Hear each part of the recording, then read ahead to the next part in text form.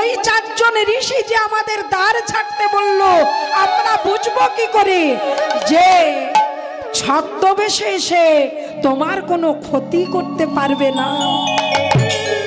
এমনও তো হতে পারি যে ওরা ছদ্মবেশে এসে ক্ষতি করে দিল, তো আমরা দাঁড়িয়ে হয়ে আমাদের কর্তব্য আমরা পালন করেছি, কিন্তু ওরা যে সে অভিশাপ দিল তার দায় তো আমাদের নয়।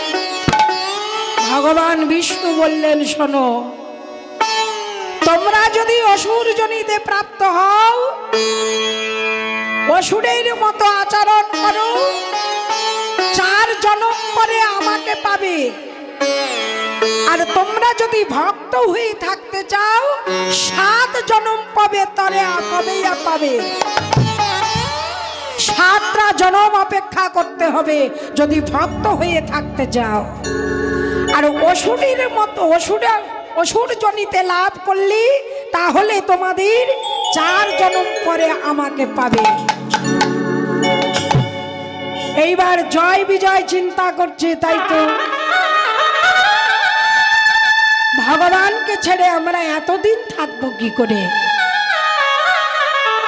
তার থেকে যদি আমরা 4 জনম অসুর জনিতে যাই, কিন্তু ভগবান তোমার কথা মতো 4 জনম পরে আমরা উদ্ধার হব, কিন্তু আমাদেরও শর্ত আছে, আমরা তোমার হাতে উদ্ধার হতে চাই।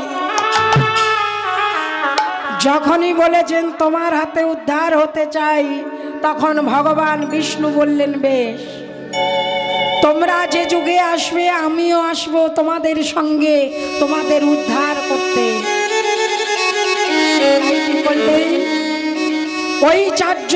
ওই চারজন ঋষি চলে গেলে, কিন্তু ওই 2 জন দাঁড়ি জয় আর বিজয় জন্ম নিল কোথায়? জন্ম নিল সত্য যুগে হিরণ্যাক্ষ হিরণ্যকশিপু রূপে। হিরণ্যাক্ষ হিরণ্যকশিপু রূপে জন্ম নিল ওই জয় আর বিজয়। ত্রেতা যুগে জন্ম নিল রাবণ আর কুম্ভকর্ণ।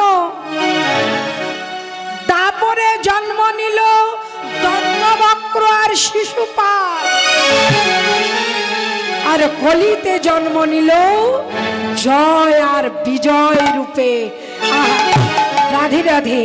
কলিতে জন্ম নিল জগাই আর মাধাই রূপে। নিতাই গৌর প্রেমানন্দে হরি বল।